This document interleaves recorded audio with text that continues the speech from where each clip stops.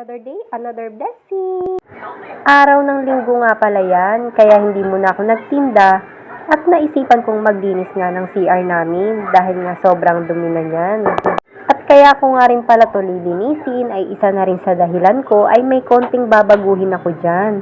Dahil itong kwarto na ito ay galing to sa paupahan. Kaya syempre, dapat bagong kwarto, bagong ayos. Ito nga pala yung itsura nung iniwan nung nangupahan sa amin. Nilagyan nila ito ng masking tape kasi nga nakikita yung nasa loob ng CR.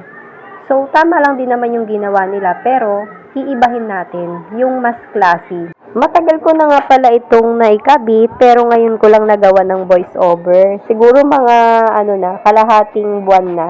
Diba? Ang tagal na nga. Balik nga pala tayo dito sa ginagawa ko nga sa bintana. Una muna inalis ko dyan yung kinabit nilang masking tape kasi medyo luma na rin at kailangan na talaga siyang palitan kasi pangit na rin siya tignan. Dahil syempre bagong pintura tong CR, kailangan ibabagay din natin yung bintana. Ayan, inalis ko nga muna pala yung masking tape dyan. Medyo madikit na nga kasi medyo matagal na nila yan na ikabit. Katapos, ayan nga, inipon ko muna yung basura para hindi kumalat sa sahig.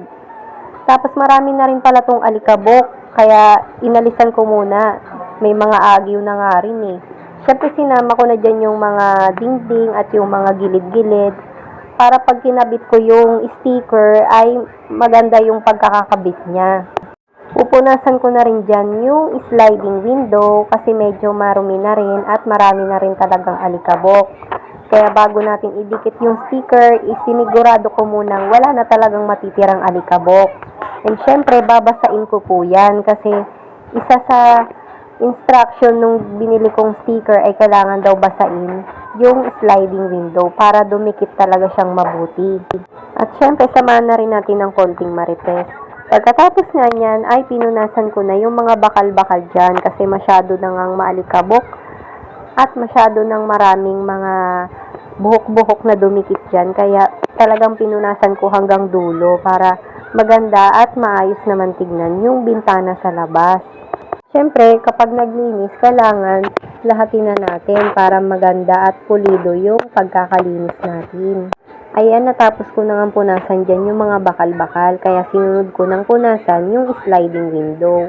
Napunasan ko na yan pero hindi ako nasiyahan kaya inulit ko ulit yung pagpunas para pag dinikit ko na talaga yung sticker is maganda yung pagkakakabit nito. At dahil natapos na nga itong isang bintana ay sinunod ko naman itong isang bintana kasi nilagyan din nila ito ng masking tape kasi yung medyo kalahati nito ay kita rin sila kaya siguro nilagyan na rin nila.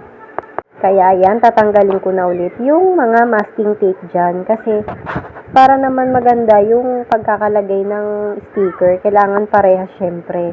Sa mga magtatanong pala kung saan ko nabili itong binili kong sticker ay na-order ko lang siya sa Black App. Lalagay ko na lang ang link. At natapos ko nang alisin din ang masking tape dun sa isang sliding window. At ayan, isinunod ko namang buhusan itong sliding window ng malinis na tubig. Kasi bago nga idikit, itong sticker ay kailangan walang alikabok na maiiwan at mas matikit siya pag binasa daw ng tubig. Ito na nga yung sinasabi kong sticker.